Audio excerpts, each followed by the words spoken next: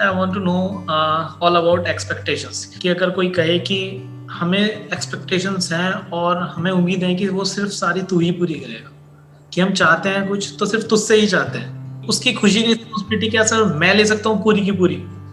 किसी की financial responsibility तो आप ले सकते हैं, उसमें कोई दिक्कत नहीं है। जैसे माँ बाप अपने बच्चों की फाइनेंशियल रिस्पॉन्सिबिलिटी ले लेते हैं, लेकिन आप किसी की भी खुशी की रिस्पॉन्सिबिलिटी नहीं ले सकते। खुश होने की जो रिस्पॉन्सिबिलिटी है वो इंसान की खुद की है। क्यों? क्योंकि खुश होना, बोलना बड़ा सिंपल है कि खुश हो जाओ जी, बट खुश होना इज एन आर्ट। ये हर एक के बस का काम नहीं है। और जब एक लेवल पे आपकी अंडरस्टैंडिंग पहुंच जाती है तब आप खुश रह सकते हो लाइफ से। देखो, दो एक्सट्रीम है जहां पर एक आदमी खुश रह सकता है। मैं बता देता हूं वो दो एक्सट्रीम्स क्या हैं। या तो आदमी बिल्कुल ही बेवकूफ हो, वो खुश रहेगा। उसकी खुशी का मतलब क्या है कि मेरा पेट भर जाए, मैं खुश हूं।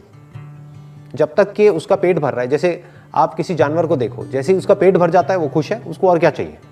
तो अगर एक इंसान भी जानवरों के लेवल पर ही है, यानी कि जो अंडरस्टैंडिंग से बिल्कुल ही जीरो है, तो वो खुश रह सकता है, बशर्ते कि उसकी जान को खतरा ना हो, फिजिकली उसको कोई दिक्कत ना हो, दूसरा उसका पेट भरा हुआ हो। जो पूरी तरह से ना समझ है, जैसे कि एक बच्चा, वो खुश है, वो मस्त है। अगर वो कुछ तोड़ता भी है तो घर वालों को परेशानी होती है, बच्चे को थोड़ी ना होती है। समझ गए ना? उसके लिए अगर कोई चीज तोड़ दी और वो मान लो 10,000 रुपए की है तो उसको थोड़ी ना फर्क पड़ता है।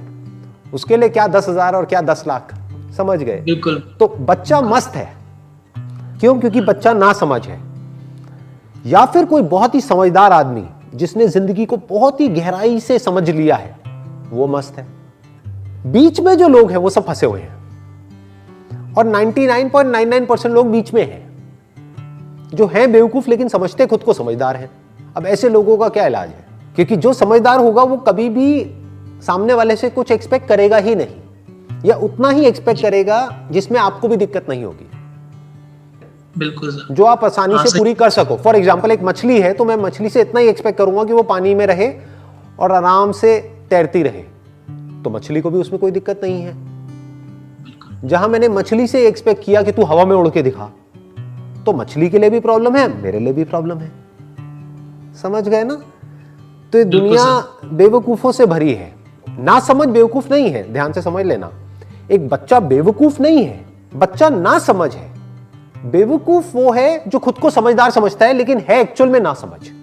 उसको समझ नहीं है जिंदगी की, उसको समझ नहीं है रिलेशनशिप्स की, उसको समझ नहीं है लाइफ की, लेकिन उसको एक गलतफहमी है कि नहीं, मुझे तो सब पता है, मेरी एज है तो मुझे सब पता है, मैं ये हूं तो मुझे सब पता है, मेरे नाम के आगे ये लगा हुआ है तो मुझे सब पता है, तुम मुझे क्या सिखाओगे? यस सर, ये है ना बिल्कुल प्रॉब्लम। सर।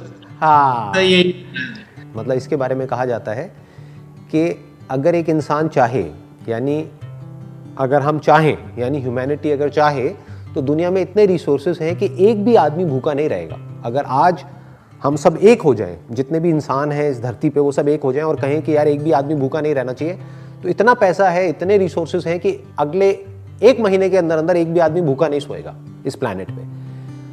तो पेट सबका भरा जा सकता है, लेकिन एक्सपेक्टेशंस किसी एक की भी पूरी नहीं करी जा सकती। लाइक सर, जरूरतें पूरी हो सकती है लेकिन जरूरतें पूरी दुनिया की पूरी हो सकती है।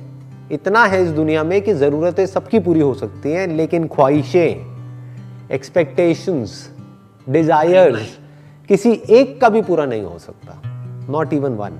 और वो कोशिश करनी भी नहीं चाहिए, क्योंकि अगर आपने एक बार ये खेल शुरू कर दिया किसी की एक्सपेक्टेशंस पूरी करने का, तो कोई ना कोई ऐसा पॉइंट आएगा जब आप पीछे हटोगे तो सामने वाले को हर्ट होगा। तो इससे बेटर ये है कि जहाँ पे ये खेल शुरू हो रहा है, जैसे वो कह रहे हैं कि भाई मेरी ये एक्सपेक्टेशंस हैं और ये आप पूरी करो, वो करो, तो आप वहीं पर बैठ करके उनको क्लियर कट बता सकते हो कि देखो आपकी जो एक्सपेक्टेशंस है, पहले तो आप वो सारी मुझे बताओ, पहले आप खुद अपने माइंड में क्लियर करो। ऐसा तो नहीं है कि आपको ही नहीं पता है। 99.99% लोगों को यही नहीं पता है कि उनको आपसे चाहिए क्या है, या एक रिलेशनशिप से चाहिए क्या है। जैसे एक हस्बैंड वाइफ है, दोनों एक दूसरे से परेशान हैं, उनसे पूछो कि भाई तुम्हें ये क्लियर भी है कि तुम्हें सामने वाले से क्या चाहिए, क्योंकि अगर वो सब कुछ भी कर देगा तब भी कम पड़ जाएगा, क्योंकि तुम्हें पता ही नहीं है खुद कि तुम्हें उससे चाहिए क्या है। पहले तो तुम्हें ये क्लियर होना चाहिए, नंबर 1। नंबर 2, वो सामने वाले को बताओ। अब सामने वाला बताएगा कि मैं इसमें से क्या कर सकता हूं, क्या नहीं कर सकता। क्या मेरी कैपेसिटी में है, क्या नहीं है। अब सामने वाला आपसे एक्सपेक्ट कर रहा है कि भाई आप उसको प्राइवेट जेट में घुमाओ, आप कहोगे भाई मेरी इतनी औकात नहीं है, मैं प्राइवेट जेट कहाँ से घुमा दूंगा मैं, है ना, मुझे भी कोई कांड करना पड़ेगा और कुछ लोगों की तरह जो इंडिया छोड़ के भाग गए हैं, राइट। तो सामने वाला जब अपनी सारी एक्सपेक्टेशंस बताएगा एक एक करके, फिर आप उसको क्लियर बताओगे कि देखो जी पहले तो आप अपना माइंड मेकअप कर लो, यही एक्सपेक्टेशंस है आपको मेरे से, इसमें से 10 में से मैं ये 5 पूरी कर सकता हूँ, 5 नहीं कर सकता। आपको ठीक लगता है? अगर आपको लगता है कोई और है जो आपकी 10 की 10 एक्सपेक्टेशंस पूरी कर सकता है तो आप उसके पास चले जाओ, तो उससे रिलेशन बना लो। अगर ऐसा कोई इस धरती पे प्राणी है तो बढ़िया है, आपके लिए भी अच्छा है, मेरे लिए भी अच्छा है, राइट। तो वहाँ पे स्ट्रांग होना पड़ता है। बहुत बार क्या होता है, हम ही वीक पड़ जाते हैं, हम ढीले पड़ जाते हैं, हम पागलों की तरह बस पीछे पीछे पीछे पीछे पीछे पीछे और सामने वाले की सारी एक्सपेक्टेशंस पूरी करते रहते हैं। फिर वो सामने वाला हमको इनडायरेक्टली, डायरेक्टली नहीं, इनडायरेक्टली ब्लैकमेल करता है। हाँ सर। उस ब्लैकमेल को इमोशनल ब्लैकमेल भी बोलते हैं, साइकोलॉजिकल ब्लैकमेल भी बोलते हैं। वो फिर जैसे कुछ भी होगा वो अपने सारे दुखों का इल्जाम उठा करके आप पे डाल देगा कि मैं परेशान हूं किसकी वजह से, तुम्हारी वजह से। बस यस, फंस गए, अब क्या करोगे। एक सर मैं आपसे चीज पूछना चाहता हूँ। हाँ सर आप सर ये सब हमारे लिए करते हैं और सर किसी फ्री ऑफ कॉस्ट करते हैं सब कुछ सर, तो सर मैं जानना चाहता हूँ सर आपकी जो प्लेज है ये सब किस लिए है, कि सिर्फ हमारे लिए?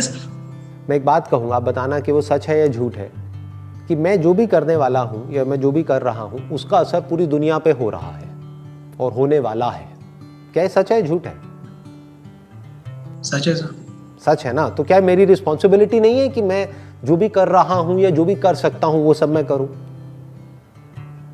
बिल्कुल सर। ये मेरी अपनी रिस्पॉन्सिबिलिटी है, ये मेरे ऊपर कोई ऑब्लिगेशन नहीं है, ये मुझे किसी ने कोई टास्क नहीं दिया है कि तुम्हें ये करना ही पड़ेगा।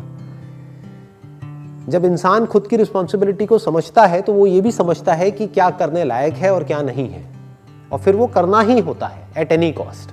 एज अ ह्यूमन बीइंग हमारे ऊपर बहुत बड़ी रिस्पॉन्सिबिलिटी है, सिर्फ मेरे ऊपर नहीं, आपके ऊपर भी, क्योंकि आप भी जो कुछ कर रहे हो उसका असर पूरी दुनिया पे होने वाला है।